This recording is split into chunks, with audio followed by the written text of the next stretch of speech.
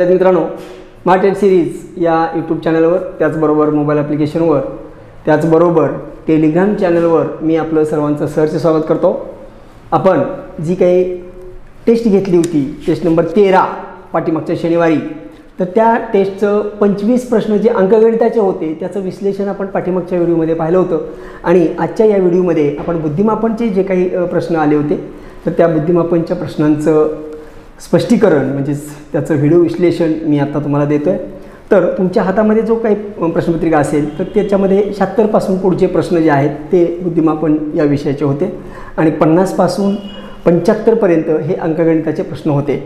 आता काही वेळेला काय होतं की प्रिंटिंग करत असताना बाय मिस्टेक काही वेळेला मिस्टेक होते, म्हणजे टायपिंगमध्ये काही वेळेला संख्या चुकीची मांडली जाते किंवा एखादा अंक चुकीचा किंवा एखादा अक्षर चुकून टाईप करताना गडबडीमध्ये गडबडीमध्ये मिस्टेक होत असते. पण जे काही आम्ही विश्लेषण देत असतो त्यावेळेला त्यामध्ये एखादा प्रश्न समजा चुकून काही वेगळा छापला असेल किंवा चुकीचा झाला असेल तर तो आपण करेक्ट करून तुम्हाला तो विश्लेषणमध्ये दिला जातो. आणि त्यामुळं तुम्हाला जरी एखादा प्रश्न नाही सुटला की असं समजायचं नाही किंवा तो मला काय आलाच नाही किंवा आणि काय झालं, तर काही वेळेला असं होऊ शकतं, एका दुसरा प्रश्न होण्याची शक्यता असते. तर पाहूया. आता पहिला प्रश्न पहा काय आहे, तर मालिकेतील पुढील 2 अक्षरे कोणती असा प्रश्न विचारलेला आहे. आता आपण पाहिलं होतं की जी काय आपली ऑफलाईन बॅच सुरू आहे, त्याचबरोबर ऑनलाईन बॅच सुरू आहे, त्याच्यामध्ये हा जो अक्षर मालिका हा जो घटक आहे तो आपण घेतलेला आहे. आणि या ABCDवर म्हणजे त्याचे जे अक्षर क्रमांक आहेत त्याच्यावरती 3-4 प्रश्न हे हमखास येतात. तर त्यातला हा प्रश्न आहे. तर आता मी प्रश्न लिहितो बोर्डवरती, म्हणजे तो कसा सोडवायचा आहे आपल्या लक्षात येईल. तर ZXW असं दिले, ZXW, त्यानंतर TRP, त्यानंतर NLJ आणि HFD आणि पुढं आहे प्रश्नचिन्ह. म्हणजे प्रश्नचिन्हाच्या ठिकाणी काय हे आपल्याला शोधायचं आहे. तर आता असे प्रश्न सोडवताना काय होतं, आपल्याला पर्याय फार मदत करतात. म्हणजे पर्याय डिलीट जर आपण करत गेलो तर आपल्याला लवकर प्रश्न सुटतो. त्यासाठी मी इकडं पर्याय लिहून ठेवतो आहे, तिकडं पर्याय लिहितो, म्हणजे तुमच्या लक्षात येईल की प्रश्न परीक्षेला नेमका कसा सोडवायचा. पहिला पर्याय दिला होता, पर्याय नंबर 1, तो आहे XBZ. पर्याय नंबर 2 BZX. त्यानंतर पर्याय नंबर 3 NLR आणि पर्याय नंबर 4 आहे BLJ. पहा, हा प्रश्न आपल्याला सोडवायचा. काय करायचं आहे, तर आपल्याला इथं प्रश्नचिन्हाच्या ठिकाणी काय येईल हे मला शोधायचं आहे. मग आता पहा, आपण शोधूया त्यांनी काय केले. सिक्वेन्स लावायचा. झेड किती आहे, तर ABCDमध्ये झेड हा 26 नंबरला आहे. 26 नंबरला झेड आहे. याचं पहिलं अक्षर विचारात घ्या, हे आहे 20 नंबरला. N आहे 14 नंबरला. H आहे बानो 8 नंबरला. मग आता यातला फरक काढत जावा ना. बघा, 26 - 6, 20 - 6 14, 14 - 6 8, म्हणजे नक्कीच असणार 8 - 6 आणि 8 - 6 केल्यानंतर 2 मिळतं आणि 2 या क्रमांकाला B बसलेला आहे. म्हणजे माझं पहिल्या उत्तराचं म्हणजे उत्तराचं पहिलं अक्षर हे B असणार आहे. आलं लक्षात. आता B वाले पर्याय किती आहेत, तर B वाले पर्याय 2 आहेत. म्हणजे या बैठकीला हा पर्याय कॅन्सल झाला आणि हाही पर्याय कॅन्सल झाला. म्हणजे मी उत्तराच्या पुढं जवळ गेलो आहे. आता त्या दोघांमध्ये माझी निवड आहे, कारण त्या दोघांची पण सुरुवात B ने झाली ना. मग आता मी 2 नंबरच्या अक्षराकडे जातो. तर याचं 2 नंबरचं अक्षर पहा काय आहे, तर हे आहे X असतो 24 नंबरला, R असतो बघा, X आहे 24 नंबरला, R आहे 18 नंबरला आणि L आहे 12 नंबरला आणि F आहे 6 नंबरला. आता आपण यांच्यातला फरक काढूया. 24 - 6, 18 - 6 म्हणजे 12 आणि 12 - 6 म्हणजेच 6. मग आता नक्कीच आहे की 6 वजा 6 असेल, पण 6 वजा 6 केल्यावरती 0 येतं, म्हणजे माझी ABCD संपती 26ला, म्हणजे पुन्हा माझी सुरुवात असेल ती मागून परत होईल झेडपासून, आणि म्हणून इथं जे माझं येईल ते झेड असेल. कारण मग आता झेड असणारा म्हणजे 2 नंबरला झेड असणारा पर्याय आहे पर्याय क्रमांक 2 झालं माझं उत्तर. मला आता पुढचं टॅली करत बसायची गरज नाही. अशा पद्धतीचा हा प्रश्न होता. त्यानंतरचा पुढचा प्रश्न काय आहे पहा. तर प्रश्न आहे मालिकेतील पुढील अक्षर शोधा. शोधूयात आपण. मालिकेतील पुढील अक्षर शोधा. मालिका काय पहा, INRU अशी मालिका आहे. INRU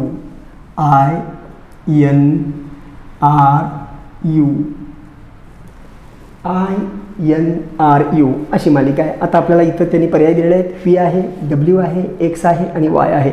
बघूया आता काय करायचं. ABCD प्रमाणे जाऊयात. आपल्याला माहिती आहे की I किती नंबरला आहे. I आहे 9 नंबरला.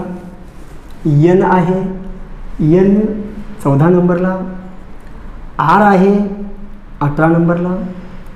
U आहे 21 नंबरला. आता पहा काय केले. 9 मध्ये किती मिळवलं म्हणजे 14 येतं. 9 अधिक 5. 14 मध्ये किती मिळवल्यावरती 18 येतं. 14 अधिक 4. 18 मध्ये किती मिळवल्यावरती 21 येतं. 18 अधिक 3. 18 अधिक 3. ओके, म्हणजे पहिल्यांदा 5 मिळवलं, परत 4, परत 3. आता साहजिकच आहे बाळांनो की ह्या यूमध्ये मी किती मिळवणार आहे. 2 मिळवणार. म्हणजे यूमध्ये 2 मिळवल्यानंतर येतं काय येईल तर ते येईल W. कारण यू म्हणजे 21 मध्ये 2 मिळवलं 23, आणि 23 नंबरला जो बसतो तो आहे W. म्हणजे W हे त्याचं उत्तर असेल. अशा पद्धतीने जायचं भानो. त्यानंतर पुढचा प्रश्न काय आहे पहा. प्रश्न मी लिहितो बोर्डवरती. तो प्रश्न आहे BYWD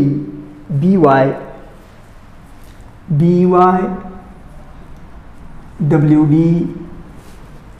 त्यानंतर FU. त्यानंतर प्रश्नचिन्ह म्हणजेच मी चौकट करतो जे मला इथं उत्तर लिहायचं आहे, आणि JQ. आता पहा हा प्रश्न आपल्याला सोडवायचा आहे. बघूया काय येते. काय करायचं काय नाही करायचं. पहिल्या अक्षरावरून तुम्ही जाऊ शकता. B. आता बा ही प्रत्येक जोडी जी आहे ना बा, प्रत्येक जोडी म्हणजे B आहे 2 नंबर, Y आहे 25 नंबर. म्हणजे एक सरळ घेतला आहे, एक उलटा घेतला आहे. म्हणजे हे आहे विरुद्ध जोडी. विरुद्ध आपल्याला माहिती आहे ABCD तुमची उलट सुलट पाठ असणार आहे. कारण ज्याची बेरीज 27 येते ना ती एकमेकाच्या उलट अक्षर असतात. उलटी सरळ मोजलं, आता B सरळ मोजलं तर 2 नंबरला असेल, उलटं मोजलं तर 2 नंबरला Y असेल. अशा ह्या जोड्या आहेत. मग आता हे तर B आहे. B2, W23, F6 आणि जे आहे ते 10. आता मला इथलं पहिलं अक्षर शोधायचं आहे. बरं, आता सरळ जाताना सवणी घेतले B 2 नंबरचं, त्याचा पार्टनर त्याचा उलटा जोडीदार घेतला. परत तिकडून आले, तिकडून 23 घेतलं म्हणजे सरळ मार्गे W हे 23 नंबरला आहे. सरळ मार्गे गेलो तर W 23 नंबरला आहे, आणि सरळ मार्गे गेलो तर F6 नंबरला आहे. म्हणजे आता इथं जे मला अक्षर काढायचं आहे ते सरळ मार्गी अक्षर जायला पाहिजे मला, आणि त्यामुळं त्याच्यानंतर ते W नंतर येतं S. म्हणजे S आहे 19 नंबरला. कारण इथं ज्या जोड्या तुम्हाला दिल्या म्हणजे पर्याय मी लिहिले नाहीत पायावरती, पण प्रत्येक जोडीची सुद्धा बेरीज ही तेवढीच येणार आहे. म्हणजे त्याच्यामध्ये त्यातलं पहिलं अक्षर असेल H. पहिलं अक्षर असेल S म्हणजेच 19. Sचा क्रमांक 19 येतो. आता त्यानंतर आपल्याला Sचे पर्याय किती दिसतात पहा. तर Hचे पर्याय 2 आहेत. कारण 2 पर्याय डिलीट झाले, मी लिहिले नव्हते पर्याय, तुमच्याकडे पर्याय आहेत. तर TG, GT, HS आणि SH असे पर्याय दिले. त्यामुळं जे सुरुवात असणारा S असणारा जो पर्याय आहे तो एकच पर्याय आहे, आणि त्यामुळं इथं पुढं तुम्हाला तो पर्याय फक्त तुम्ही निवडायचा आहे. पुढं जायची गरज नाही आहे. कारण Sनं सुरुवात होणारा एकच पर्याय आहे, आणि तेच माझं उत्तर आहे. तर मला पुढं जायची गरज नाही आहे. म्हणजे पर्यायाचा आधार घ्यायचा. अशा वेळेला पूर्ण प्रश्न सोडवत बसायची गरज नाही. जर का पर्यायामध्ये पहिल्या अक्षराचा एकच पर्याय असेल तर माझं उत्तर. त्यानंतर जाऊया पुढच्या प्रश्नाकडं. आता पुढचा प्रश्न काय आहे पहा. बऱ्याच जणांच्या कमेंट्स आल्या की सर हा प्रश्न काहीतरी चुकला आहे बहुतेक. म्हणजे तसा 1-2 प्रश्न काही चुकलेले आहेत, पण हा प्रश्न चुकलेल्यापैकी नाही आहे. तो मुद्दाम मी असा फसव्या घातला होता. तर तो प्रश्न काय पहा. मी प्रश्न अगोदर लिहितो बोर्डवरती. 3 एक कंस काय केला आहे आणि त्याच्यानंतर घेतले 45,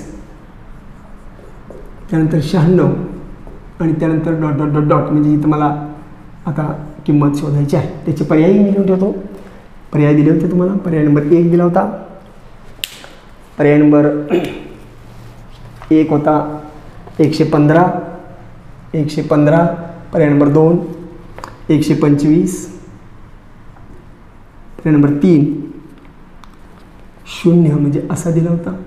आणि पर्याय नंबर 4 तो दिला होता 175.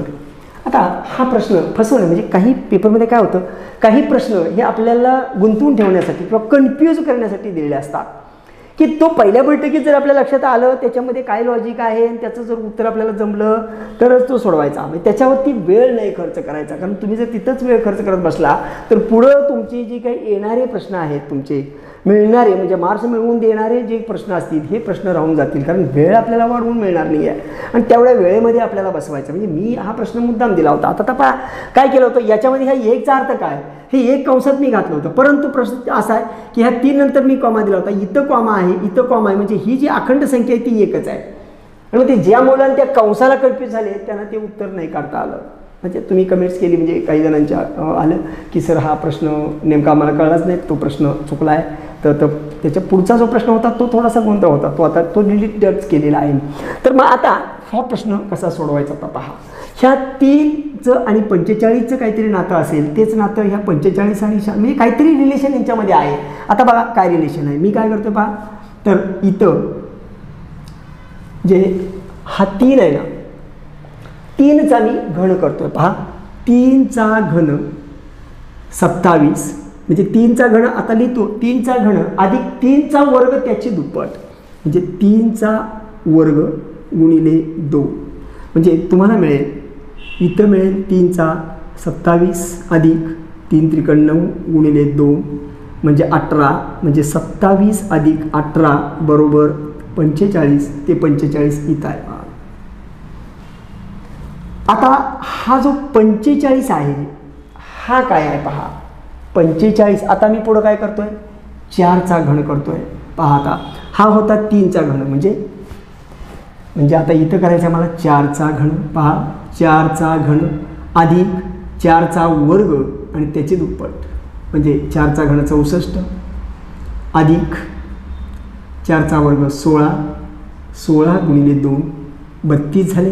म्हणजे 64 अधिक 32 म्हणजेच तुम्हाला मिळेल 96 आणि ते 96 इथं आहे. म्हणजे साहजिकच आहे इथं जे असेल तो असेल 5चा घन आणि त्याच्यामध्ये आपण 5च्या वर्गाची दुप्पट मिळवणार या सिस्टीमप्रमाणे.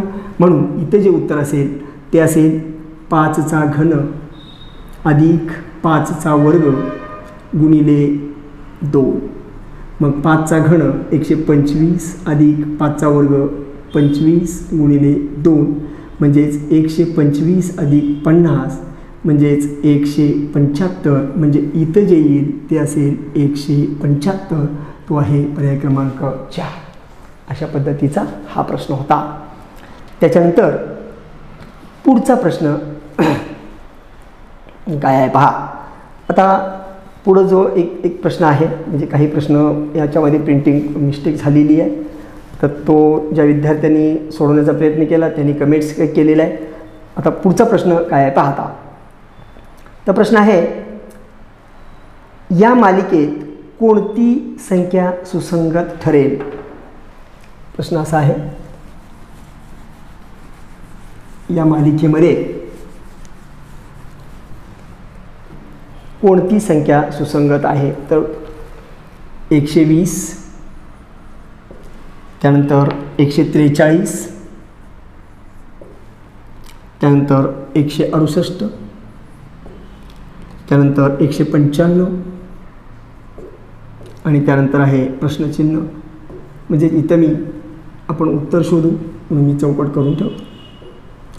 म्हणजे पुढं अशीच आपल्याला मालिका जर आपण कंटिन्यू करत गेलो तर आपल्याला काय येईल असं विचारले.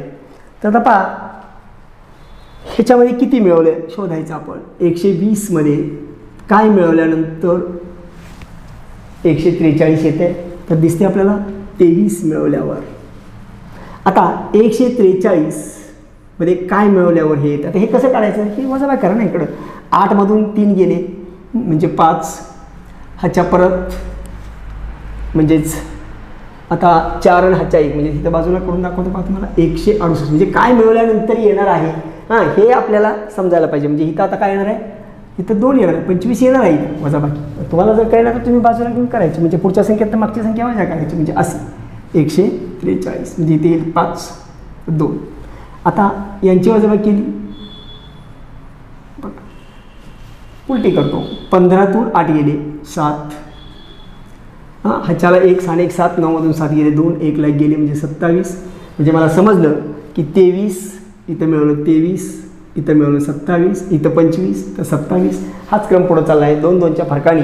म्हणजे आणखी पुढची जी संख्या असेल त्याच्यामध्ये मला काय मिळवावं लागेल, त्याच्यामध्ये मला 29 मिळवावं लागेल.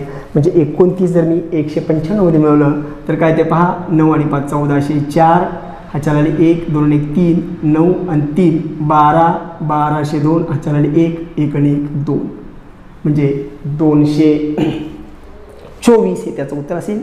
तो पर्याय क्रमांक 2 होता. त्यानंतर पुढचा जो प्रश्न होता तो प्रश्न आहे, प्रश्न लिहितो बोर्डवरती. तो प्रश्न आहे, जर DEF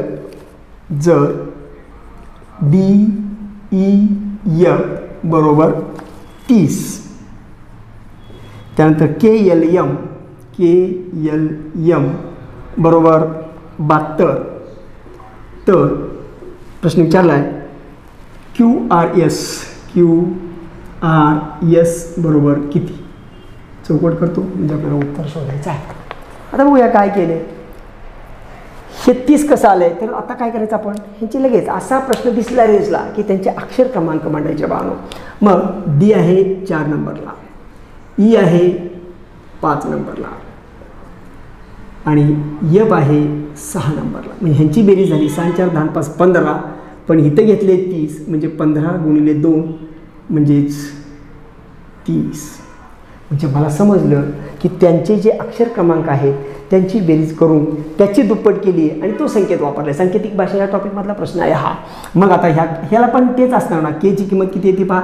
K आहे 11 नंबरला, अधिक L आहे 12 नंबरला, अधिक M जो आहे तो आहे 13 नंबरला, M 13 नंबरला आहे. ह्यांची बेरीज केली मी 3 आणि 2 5 आणि 1 6 आणि 36 गुणिले 2 म्हणजेच 72. चला म्हणजे मी टॅली केलं, तुम्हाला पूर्ण करून दाखवलं. आता आपल्याला काढायचं आहे QRS ची किंमत. आता QRS ची किंमत काढायला Q ची किंमत घ्यावी लागेल. आपल्याला माहिती आहे किती आहे ती. Q असतो 17 नंबरला, R असतो 18 नंबरला आणि S असतो 19 नंबरला. करूया ह्यांची बेरीज केली मी. 9 आणि 8 17, 17 आणि 7 17 आणि 7 24 असे 4, ह्याच्या आले 2 आणि 3 आणि 4 आणि 5 म्हणजे 54. 54 गुणिले 2 बरोबर 108. म्हणजे इथं जे माझा असेल तो अंक असेल 108. 108 हे त्याचं उत्तर असेल. हा होता पर्याय क्रमांक 2. त्यानंतरचा पुढचा प्रश्न होता, हे बुद्धिमापनचे प्रश्न मी तुम्हाला थोडंसं सावकाश घेतो बानो, कारण हे मार्क्स मिळवून देणारे प्रश्न असतात आणि बुद्धिमापन हा जो विषय आहे हा आपल्याला हायस्कूलला नव्हता आणि त्यामुळं ह्याची व्यवस्थित तयारी आपण करायची आहे. तर पुढचा प्रश्न आहे, सोडवा. 7 आस 52 काय दिला आहे प्रश्न, 7 आस 52 ... म्हणजे सहसंबंध क्रमसंबंध हा जो घटक आहे तर त्याच्याशी रिलेटेड हा प्रश्न आहे. आणि 13 आणि मग इथं प्रश्नचिन्ह आहे. म्हणजे मी इथं चौकट करतो म्हणजे आपल्याला त्याचं उत्तर काढता येईल. तर आता काय केले पहा, काय नाही 7 आणि 52चं काय रिलेशन आहे. तर 7चा जर वर्ग केला, 7चा वर्ग 49 अधिक त्याच्यामध्ये काय केले 52 यायला 3 मिळवले म्हणजे 49 अधिक 3 बरोबर 52. म्हणजे ह्या दोघांचं रिलेशन असं आहे. ह्याचा वर्ग करून त्याच्यामध्ये 3 मिळवले. इथं सुद्धा मी तेच करणार. 13चा मी वर्ग करणार आणि त्याच्यामध्ये मी 3 मिळवणार. 13चा वर्ग झाला 169, त्याच्यामध्ये मी 3 मिळवलं म्हणजे ते झालं 172. म्हणजे इथं जे उत्तर असेल माझं ते असेल 172. पर्याय नंबर 2. आता पुढचा प्रश्न होता तो विसंगत ओळखा असा होता. म्हणजे पाहता वर्गीकरणाचा प्रश्न आहे हा, म्हणजे त्या घटकातला प्रश्न आहे तो विसंगत ओळखा. मी लिहितो सगळे पर्याय, म्हणजे तुम्हाला आता बऱ्याच जणांनी हा प्रश्न बरोबर सोडवला असेल, परंतु आता मी विश्लेषण करतोय म्हणजे तर मला तुम्हाला सांगावं लागेल. पहिला होता क क क क खा. दुसरा आहे ख ख गा ख ख गा. तिसरा आहे च च छा. आणि चौथा होता प फ फा. हे निरीक्षण शक्ती काय आहे त्या विद्यार्थ्याची, त्याचं निरीक्षण पॉवर कशी आहे, तो निरीक्षण कसं करू शकतो याच्याशी रिलेटेड हा प्रश्न, यासाठी ते प्रश्न विचारतात. पण आता याच्यामध्ये काय वेगळं दिसतं आपल्याला, सरळ आहे ना. आपण पाहिलं तर ही दोन्ही अक्षर समानच आहेत हो, आणि मग त्याच्या पुढचं अक्षर खा आहे, ही दोन्ही समानच आहेत. ही दोन्ही हिथं दोन्ही समान कोण आहेत हो, हे प फ फा म्हणजे वेगळं आहे. म्हणजे हा एक बैठकीत बसत नाही का, इथं कसं पाहिजे होतं मग प प फा. तर बरोबर आलं का लक्षात, म्हणजे हा फरक होता तो बाजूला निघाला. त्यानंतरचा पुढचा प्रश्न तोंडी होता विसंगत ओळखायचं होतं. रवी बुध गुरु आणि शुक्र म्हणजे ही जे काही आठवड्याचे वार आहेत ते, आणि मग रविवार हा सुट्टीचा वार असतो, त्यामुळे याच्यातून आपण तो रविवार बाजूला काढू शकतो. म्हणजे त्याचं उत्तर असेल रविवार. आता त्यानंतर पुढचा जो प्रश्न आहे विसंगत घटक ओळखा असा प्रश्न आहे. विसंगत घटक ओळखा तो यातलाच प्रश्न आहे. म्हणजे अर्थात ही टेस्ट आहे ही झालेल्या घटकावर आहे, त्यामुळं तुम्ही म्हणाल की सर इतर काही घटकातले प्रश्न दिलेले नाही आहेत, तर त्याचं कारण हे आहे. म्हणजे जे काही विद्यार्थी आपल्या बॅचला आहेत, म्हणजे ऑफलाईनच्या बॅचला, त्याचबरोबर ऑनलाईनची बॅच आपली सुरू आहे, तर त्या बॅचमध्ये जे काही घटक झालेले आहेत त्या घटकावरती जर आपण दर शनिवारी आपली टेस्ट असते की त्या आठवड्यामध्ये जो झालेला सिलेबस, त्याचबरोबर त्याच्या पाठीमागचा सिलेबस असा एकत्रित करून दर साप्ताहिक टेस्ट आपण घेतो. त्यामुळं पुढचा प्रश्न काय पहा तोच आहे, विसंगत घटक ओळखायचाच प्रश्न आहे. पहिला पर्याय दिला होता 15/20.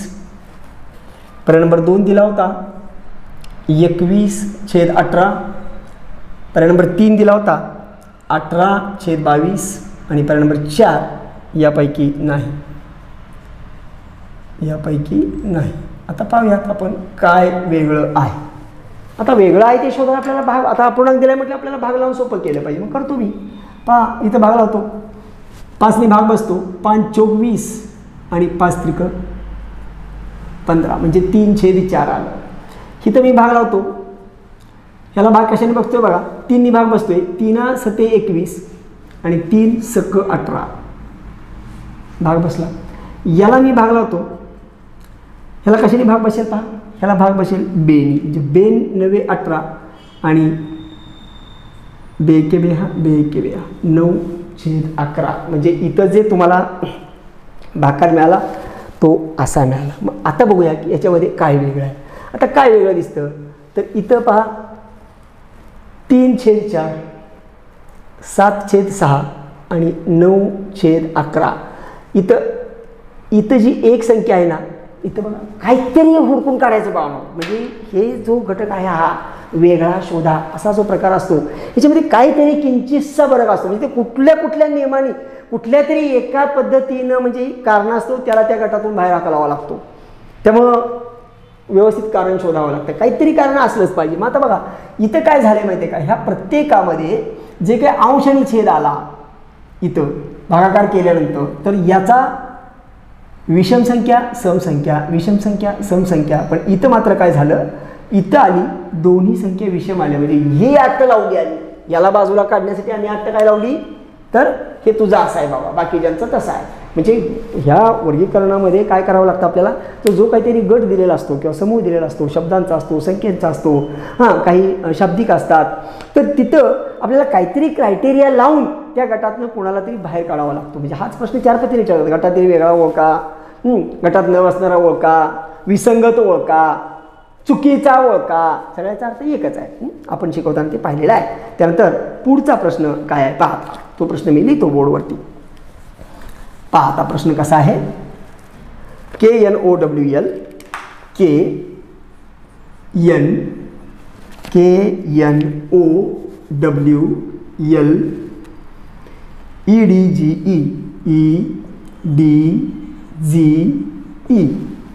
हा शब्द आता मी इथे डायरेक्ट लिहितो. हा शब्द कसा लिहिला आहे?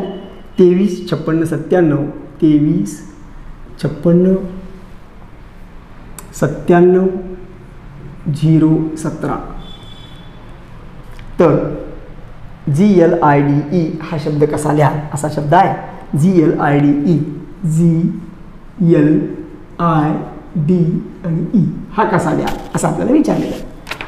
आता इथे काय आपण अक्षर क्रमांकाचा संकेत लावू शकत नाही बाळो. मग काय करायचं आपल्याला? तर हे जे दिलेत 1 2 3 4 5 6 7 8 9 1 2 3 4 5 6 7 8 9 म्हणजे ह्या प्रत्येक अक्षरासाठी तिकडे एक अंक हा संकेत म्हणून वापरलेला आहे. आता आपल्याला के साठी 2 वापरले दिसते, कारण जर आपल्याला त्यांनी जर काही ABCD प्रमाणे संकेत वापरला असता तर आपल्या लक्षात आलं के साठी मग 11 येतं. पण तिथं जर त्यांनी 2 घेतले म्हणजे लगेच लक्षात आलं पाहिजे. काही ठिकाणी संकेत लावताना ABCDचे क्रमांक लावलेले असतात, काही ठिकाणी तसे नसतात. मग आता इथं आपण घेऊया, म्हणजे त्या प्रत्येकाच्या खाली मी घेतो आता. हां, मग आता बघा ह्या के साठी 2 आहे, N साठी आहे. मी आता सगळ्याचं घेत नाही, मला त्यात जे पाहिजे त्याचेच मी उचलतो ना, त्याचेच फक्त उचलू आपण. मग आता जीचा बघूया. आता जीचा काय आहे? जीचा शेवटून 2 नंबरचा 1 होता आणि मला काय पाहिजे होतं? ई पाहिजे होता. ईचा शेवटीचा आहे किती आहे? 7 आहे, म्हणजे ईचा 7 आहे. म्हणजे इथं मला कळलं जीचा 1 आहे, ईचा 7 आहे, ईचा 7 आहे. त्यानंतर आणि कोणाचा आहे बघा? एलचा आहे. आता बघा इथं एल किती नंबरला आहे? इकडून मोजा 1 2 3 4 5 5 नंबर आहे. तिकडचा 5 नंबरचा घ्या. 1 2 3 4 5 म्हणजे किती आहे? 9 आहे. एलचा 9 आहे, म्हणजे इथं 9 आहे. एलसाठी 9 आहे. सगळं शोधत बसायचं नाही, सगळं लिहित बसायचं नाही, फक्त आपल्याला त्यातलं उचलायचं आहे जेवढं पाहिजे तेवढं. त्यानंतर आणि कोण ह्याच्यामध्ये आलाय? तर डी आलाय. मग डीचा किती संकेत आहे बघा? तिकडून 3 नंबर, तिकडून 3 नंबरला 0 आहे, म्हणजे डीचा संकेत 0 आहे. आता राहिला माझा कोण? आय राहिला. पण आय ह्यात नव्हता ना, नाही का? म्हणजे आयसाठी संकेत काय आहे ते आपल्याला माहीत नाही, ते गुलदस्त्यात आहे. पण आता ते गुलदस्त्यात आहे, ते आपण कसं आणायचं? कारण पर्यायाकडे बघायचं. पर्यायामध्ये आता हे सगळे अंक वापरलेले आहेत, म्हणजे नक्कीच आहे की आय काही यात नाही आहे ना. मग काय म्हणजे आयसाठी जे काही अंक असेल तो यातला नसेल ना. मग ह्यातला कुठला राहिला आहे? आता 1 आलाय, 2 आलाय, 3 आलाय, 5 आलाय, 6 आलाय, नाही का? मग त्याच्यामध्ये राहिलंय काय? तर ते पण पर्यायात बघा, तुम्हाला एकच अंक असा दिसेल की तुम्हाला तो वेगळा आहे, आणि तो वेगळा कोण आहे? मग 4 आहे. हां, म्हणजे तुमचं उत्तर असणार आहे 19,407. हे 4 कसं आलं हे लक्षात घ्या बाळांनो. कारण का? तर आय याच्यामध्ये नव्हतं, आयचा संकेत नव्हता, परंतु याच्यामध्ये सुद्धा कुठं 4 आलेला नाही, म्हणजे तो वेगळा आहे. म्हणजे आय वेगळा आहे, 4 त्यात वेगळा आहे, म्हणून त्याचा संकेत तो तसा आहे. त्याचं उत्तर आहे 19,407. त्यानंतर पुढचा प्रश्न आपण पाहूया. पुढचा प्रश्न काय पहा, हा सुद्धा सांकेतिक भाषेचाच प्रश्न आहे.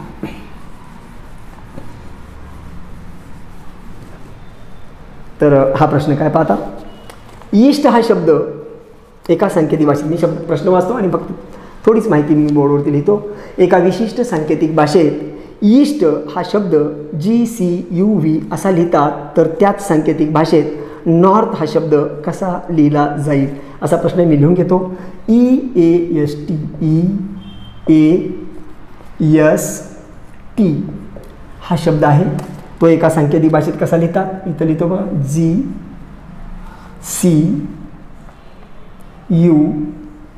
आणि V असा लिहितात. तर आपल्याला काढायचं आहे काय? नॉर्थ,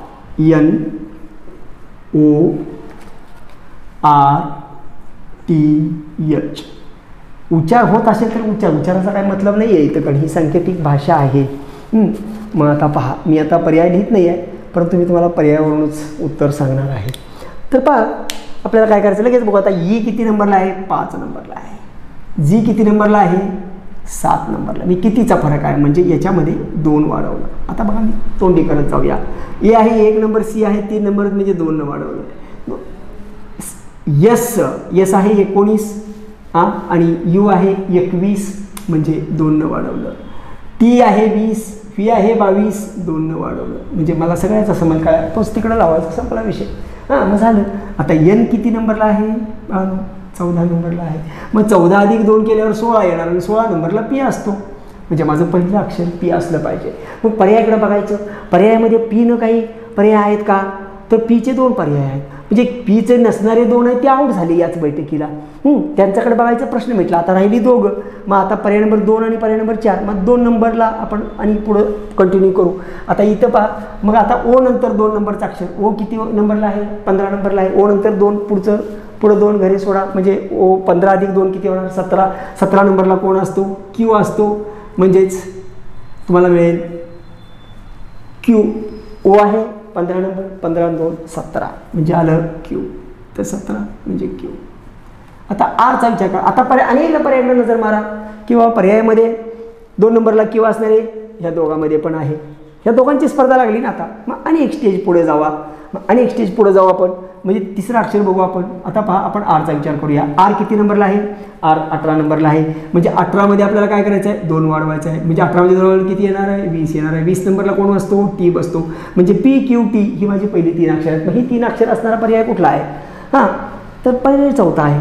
कारण दुसरा जो पीचा होता तिथं 3 नंबरचं अक्षर बदललं. येस आले. म्हणजे मला आता पुढे जायची गरज नाही. जे पुढचं टॅली करत बसायची गरज नाही. ते होऊ दे नंतर नाही होऊ दे. आपल्याला उत्तर मिळालं, विषय मिटला. आगे निकल जाने का. तर पाहूया पुढचा प्रश्न. आता जो पुढचा प्रश्न आहे तो प्रश्न काय पहा. एका सांकेतिक भाषेत प्रश्न लिहितोय मी, म्हणजे संख्या आहे. एका सांकेतिक भाषेत 749 बरोबर 981 तर 416 बरोबर प्रश्नचिन्ह. आता इथं मी पर्याय पण घेणार आहे. पर्याय नंबर 1 होता 464. पर्याय नंबर 2 होता 864. पर्याय नंबर 3 आहे 525 आणि पर्याय नंबर 4 आहे 625. आता पहा काय केलं. जेवढं लक्षात येते तेवढं करायचं. पर्यायावरूनच जायचं आपण, म्हणजे एक एक चेक करत जायचं. आता इथं मला 7चं हे 7 होतं त्याचं 9 केलं आहे. म्हणजे याच्यामध्ये काय केलं आहे? मला अधिक 2 केलं आहे. मग मी सुद्धा इथं काय करतो? 4 मध्ये सुद्धा अधिक 2 करतो. म्हणजे 4 आणि 2 6 होईल. ठीक आहे. त्यानंतर आता हे इथं 4 आहे त्याचं इथं 8 केले. म्हणजे ह्या 4ला गुणिले 2 केलं आहे. म्हणजे मी सुद्धा काय करणार? 1ला गुणिले 2 करणार. म्हणजे 1 दुणे 2 किंवा त्याची दुप्पट करा. 4ची दुप्पट केली तर 8 येणार आहे. 2 गुणलं काय आणि दुप्पट केली पाहिजे. 1च येतं. म्हणजे 1ची दुप्पट तर 6 आहे आणि 1ची दुप्पट 2 आहे. आता 62 असणारा, म्हणजे पहिले 2 अंक मला 62 मिळाले. 62 असणारा पर्याय आहे का? पहिले 2 अंक आहे. आता पुढं हे 9चं 1 आणि ह्या 6चं काय करायचं ह्याला विचार करून वेळ घालवायची गरज नाही बाळांनो.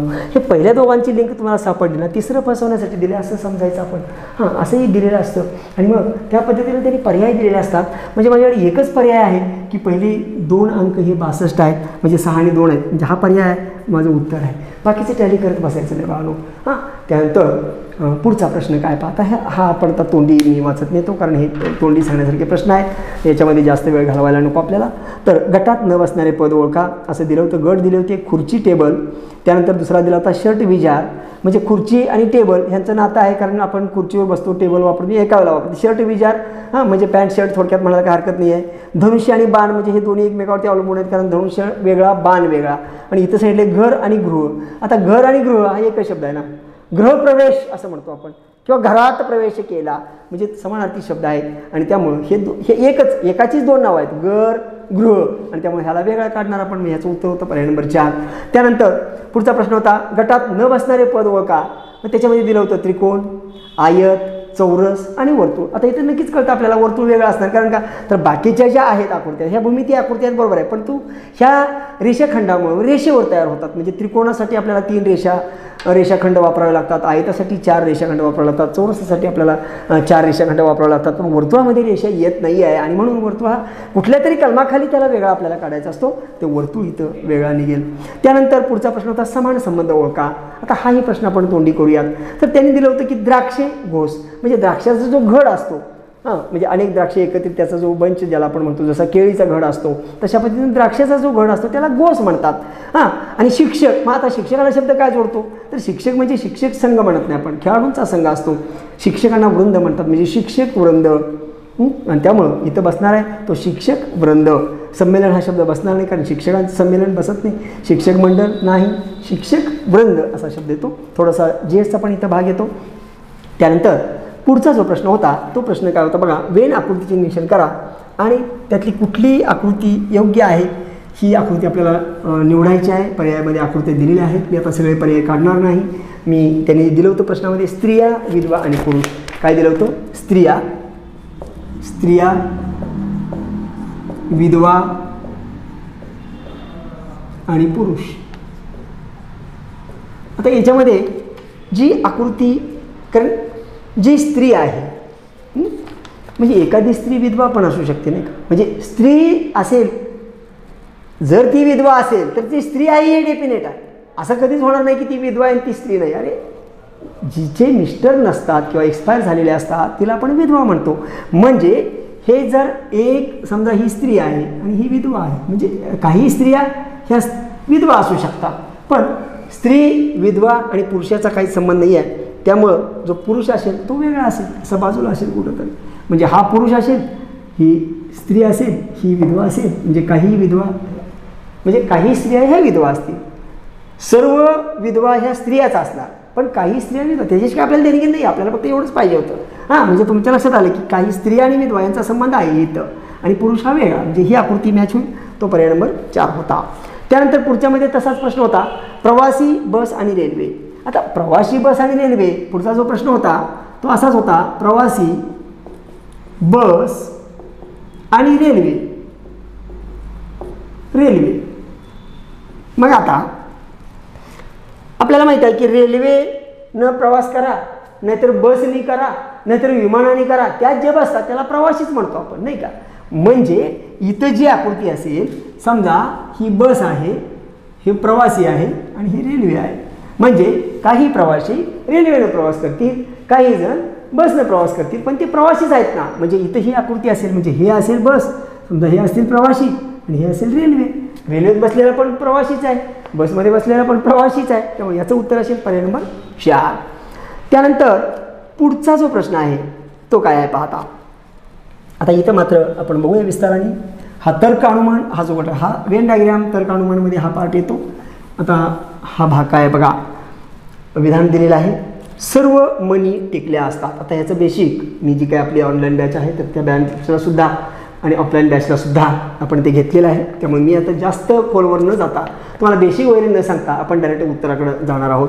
फक्त मी तुम्हाला आकृती काढून दाखवेन. सर्व मनी टिकल्या असतात असं म्हटलं.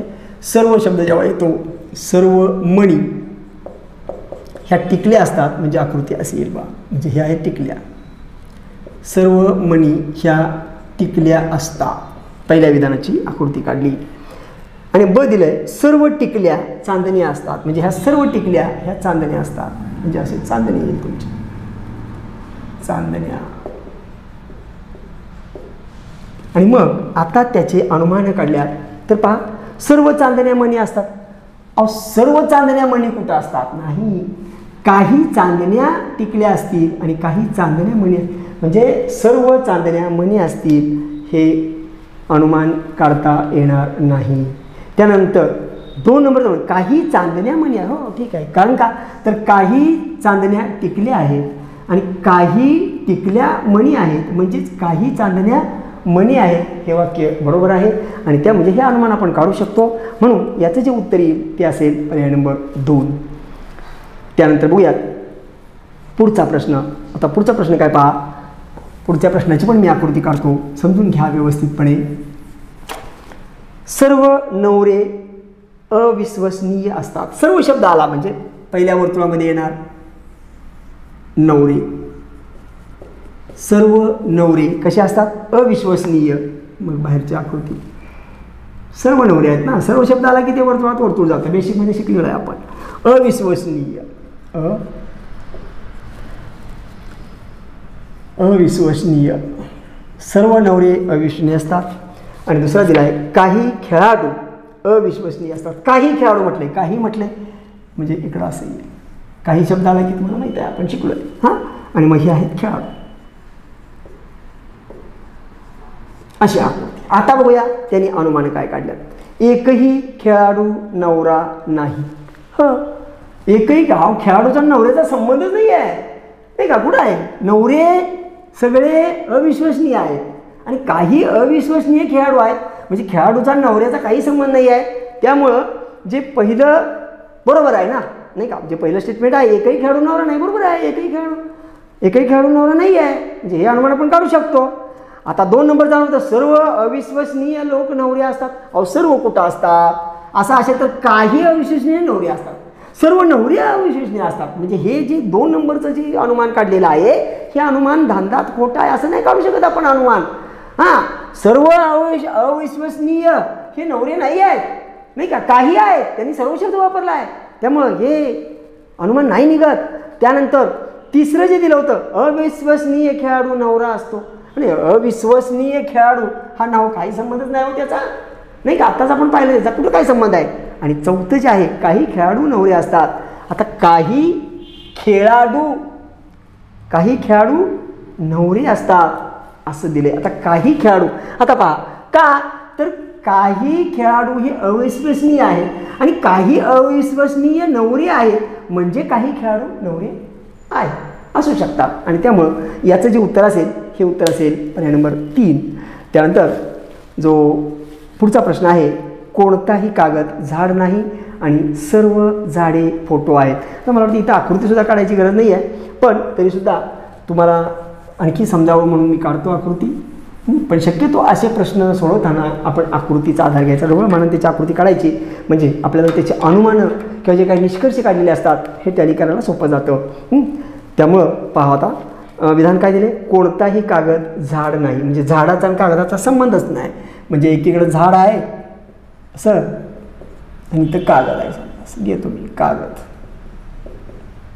कोणताही कागद झाड नाही आणि सर्व झाडे फोटो आहेत, सर्व झाडे फोटो आहेत, म्हणजे सर्व झाडे फोटो, म्हणजे असं सर्व झाडे फोटो आहेत. आता बघूया त्यांची अनुमानं काय आहेत. तर अनुमान काढले पहिलं, कोणताही फोटो कागद नाही, कोणताही फोटो कागद नाही, फोटोचा आणि कागदाचा काही संबंध नाही.